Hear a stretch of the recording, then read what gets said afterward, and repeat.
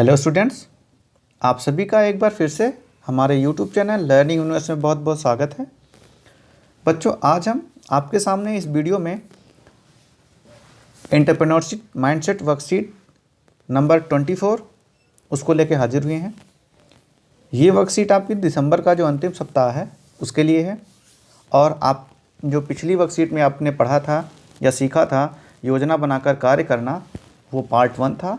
इस वर्कशीट में हम उसके पार्ट 2 को समझेंगे और उसमें हमने योजना के बारे में बनाने की प्रक्रिया और इस पे योजना बनाने की क्या क्या प्रक्रियाएं होती हैं, उसमें किन किन चीज़ों का ध्यान रखना होता है, ये सब चीज़ें सीखेंगे। तो सबसे पहले नाम, क्लास टीचर का नाम, आप अपनी क्लास लिखेंगे, डेट लिखेंगे और आगे हम अब इस वर्कशीट की तरफ चलते हैं। तो पढ़ते हैं प्यारे विद्यार्थियों। पिछली वर्कशीट में हमने सीखा कि योजना के साथ किए गए काम को कुशलता के साथ और कम समय में किया जा सकता है। इस वर्कशीट में हम सीखेंगे कि एक अच्छी योजना कैसे बनाते हैं, योजना बनाते समय किन किन बातों का ध्यान रखना होता है, क्या रखना चाहिए, तो ये हम जानेंगे। पिछली वर्कशीट में हमने क्या जाना कि वर्कशीट योजना कैसे बनाते हैं। आगे शुरुआत के लिए एक गतिविधि करते हैं और यह गतिविधि अपने परिवार के सदस्यों के साथ करना है और इस गतिविधि की 2 पारियां होंगी। तो 2 पारियां मतलब जानते हैं, आपको एक बार वर्कशीट की जो एक्टिविटी है उसको करना है, फिर दोबारा उसी एक्टिविटी को आपको करना है। जैसे आप देखते हैं क्रिकेट मैच में टेस्ट मैच होता है तो 2 पारियां होती हैं। एक बार इस टीम के आप बल्लेबाजी करते हैं, दूसरी टीम बॉलिंग करती है, फिर दूसरी बार भी ये टीम आती है। तो ऐसे ये 2-2 पारियां दोनों टीमें खेलती हैं। तो ऐसे पहली पारी में आपको क्या करना है देख लीजिए।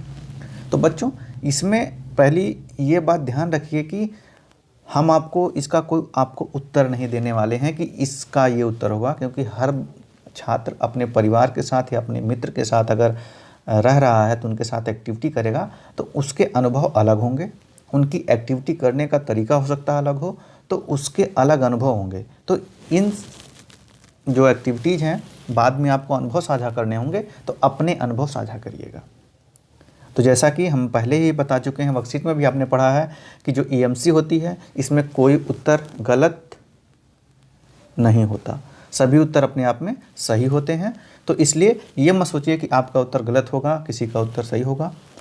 सारे उत्तर दीजिए और डरिए मत, क्योंकि जब आप पहल करेंगे यानी किसी काम को करने का प्रयास करेंगे तभी आप कुछ नया सीख सकेंगे।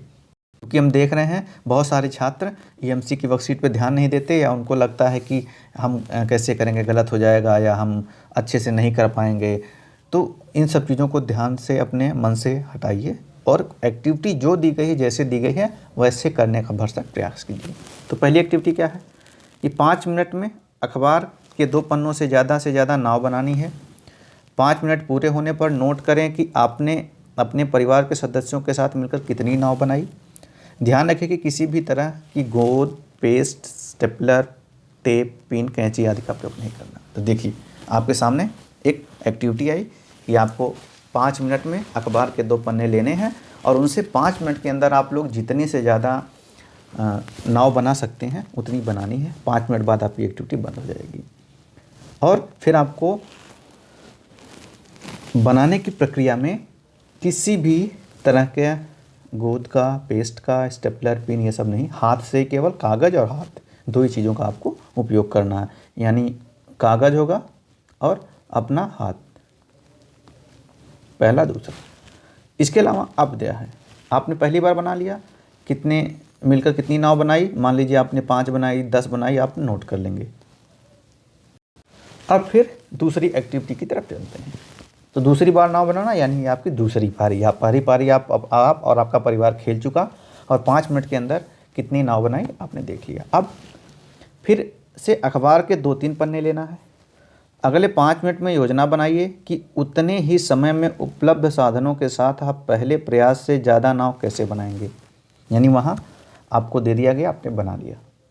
यहाँ पे क्या करना है, 2-3 पन्ने लेना है और 5 मिनट में अगले 5 में आप योजना बनाइए कि जो साधन थे पहली बार या पहली पारी में, उन्हीं उपलब्ध साधनों के साथ आप 5 मिनट में कितनी ज़्यादा से ज़्यादा नाव आप लोग बना सकते हैं।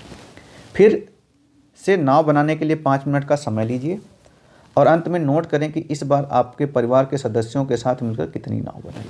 तो देखिए, पहली बार आपने बिना योजना के जिसको जहाँ से मिला वहीं से नाव बनाना शुरू कर दिया। अब दूसरी बार आपको योजना बनानी है।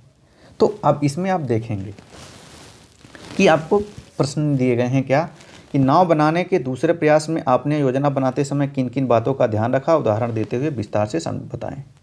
तो अब बच्चों अब देखिए क्या क्या बातों का ध्यान था।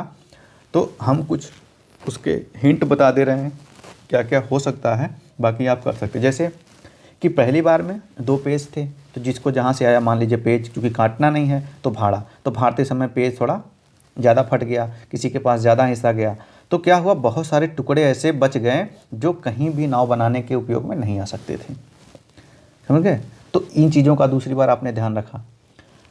और आप ये देखेंगे कि किस तरह के, मतलब छोटे नाव में छोटे कुछ आपके परिवार के सदस्य, हो सकता है छोटी नाव बना रहे हों छोटे कागज़ में, कुछ लोग बड़ी नाव बना रहे हों। तो जो छोटे टुकड़े बच रहे हैं, मान लीजिए एक इतना बड़ा पेज है, इतना लिया, इतना लिया, इतना लिया और इतना लिया, तो ये वाला जो बच रहा है, तो अगर कोई सदस्य जो है छोटा बना रहा है तो उसको ये वाला टुकड़ा देंगे। तो ये प्लान करेंगे कि ये वाला टुकड़ा कौन सा सदस्य लेगा, ये वाला, ये वाला, ये वाला। तो आप ऐसे ये सब चीज़ें प्लान करेंगे। ये भी प्लान करेंगे कि कौन स्पीड से बना ले रहा है। अगर कोई आपके परिवार का सदस्य बहुत तेज़ी से बना ले रहा है तो आप ये क्या करेंगे, आप बनाइए, दूसरा व्यक्ति क्या करेगा, जब तक वो बना रहे तब तक उनको कागज़ उपलब्ध करा दे रहा है, तो वो बहुत तेज़ी से, यानी आपने योजना बनाई। तो ऐसे ही आपने क्या क्या चीज़ें की, ये मैं जैसे एक 2-3 एग्जाम्पल दिया हूँ, उदाहरण दिया हूँ, आप अपना लिखेंगे। इसके बाद देखिए आपको यहाँ लिखना, आप इसको अपने हिसाब से, आपके जो अनुभव है, आपने क्या योजना बनाई वो लिखेंगे। आइए एक और योजना बनाते हैं और समझते हैं कि योजना बनाते समय किन किन बातों का ध्यान रखना चाहिए। अब उस एक्टिविटी के अनुभव आपने लिख लिए, आपके सामने एक नई योजना आ चुकी है, नई एक्टिविटी आ चुकी है। क्रियाकलाप क्या है कि मान लीजिए कि किसी एक विषय का कोर्स समाप्त हो जाने के बाद सभी विद्यार्थियों को समूह में एक एक पाठ पूरी कक्षा को समझाने का कार्य मिला है। आपको यह कार्य करने की योजना बनानी है। तो आप जैसे हैं, वर्चुअल क्लास, ऑनलाइन क्लासें चल रही हैं, अब तो 10वीं की, मान लीजिए 12वीं की भी क्लासें लग रही हैं, स्कूल में कुछ बच्चे आ रहे हैं। तो मान लीजिए आपका कोर्स समाप्त हो गया है, चूँकि जनवरी आ गई, ख़त्म होने वाली है। अब क्या है कि आपके विद्यालय की कक्षा के जो विद्यार्थी हैं, समूह में एक एक पाठ उनको पूरी कक्षा को समझाना है, योजना बनाना है। तो योजना कैसे बनाना है? योजना बनाते समय योजना से संबंधित सवालों के बारे में आपको सोचना होगा। जैसे आप कौन सा ऑनलाइन माध्यम चुनेंगे पढ़ाने के लिए, या कौन छात्रों के लिए, कितना समय चाहिए प्रति व्यक्ति यानी प्रत्येक छात्र को, समूह का हर सदस्य क्या करेगा, फिर तरीके से पढ़ाएंगे, किस तरीके से पढ़ाएंगे, कौन से प्रश्न पूछेंगे, फीडबैक कब और कैसे लेंगे आदि इन बिंदुओं को निम्नलिखित तालिका में नोट कर सकते हैं। तो अब देखिए, योजना से जुड़े सवाल, उसका हल आपके पास क्या होगा, तो आपको इसके बारे में आपका क्या हल होगा वो लिखना है बच्चों। जैसे ऑनलाइन माध्यम, अब इसमें आप क्रम संख्या अपने हिसाब से जोड़ लेंगे।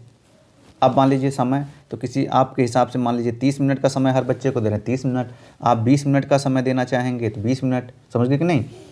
ऑनलाइन माध्यम है, हाँ, ऑनलाइन माध्यम में क्या, व्हाट्सएप पे वीडियो बना के डाल दे, या लाइव क्लास गूगल मीट पे ले लें, समझ गए कि नहीं, या जैसे भी होगा व्हाट्सएप पे ग्रुप में बना दें।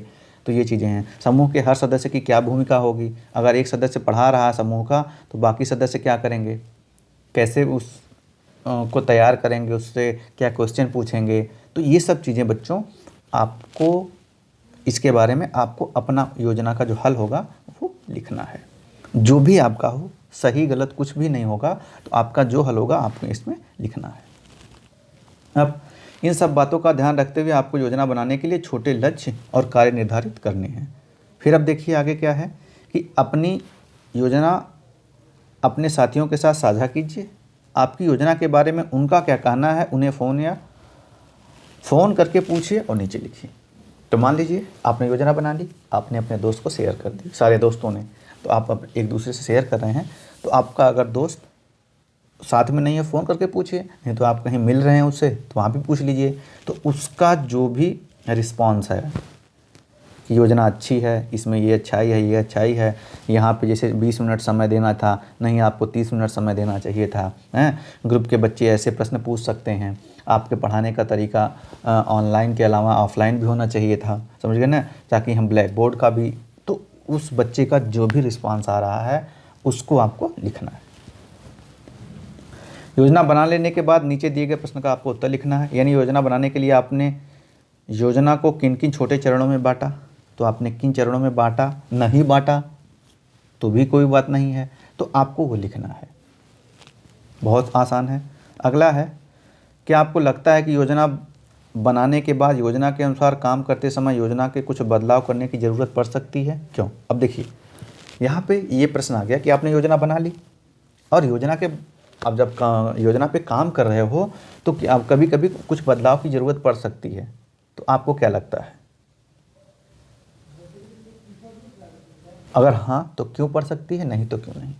तो इसमें आप देखेंगे कि मान लीजिए आपने बच्चों को 20 मिनट का समय दिया, हर बच्चे को योजना बना ली, और मान लीजिए आप जो चैप्टर है आपको लग रहा है कि हर बच्चे का लगभग 25 मिनट तक जा रहा है, तो आप क्या करेंगे? अब ऐसा नहीं सबको 20 मिनट, उसमें क्या होगा कि 20 मिनट में हर बच्चा या तो जल्दी पढ़ाएगा, नहीं पढ़ा पाएगा, तो उसमें वो हड़बड़ा जाएगा, तो बच्चे भी नहीं समझ पाएंगे, वो बच्चा भी अपने जो उसका पढ़ाने की क्रिया नहीं कर पाएगा। तो यहाँ पे हम क्या कर सकते हैं, योजना में तुरंत क्या करेंगे, समय बढ़ा देंगे, कुछ बदलाव कर देंगे। मान लीजिए एक दिन में 10 बच्चों को पढ़ाना था तो उसको हम 8 कर देंगे, अगले दिन कर देंगे। तो ये बहुत अच्छी चीज़ होती है योजना बनाने में। यानी आपने क्या किया, चीज़ों को मैनेज कर लिया, काम आपका अच्छे से होगा। 8 बच्चे पढ़ाएंगे, अच्छे से पढ़ाएंगे, समय लेके पढ़ाएंगे, समझा सकेंगे, और जो छात्र हैं उनको अच्छे से समझ में आ सकेगा।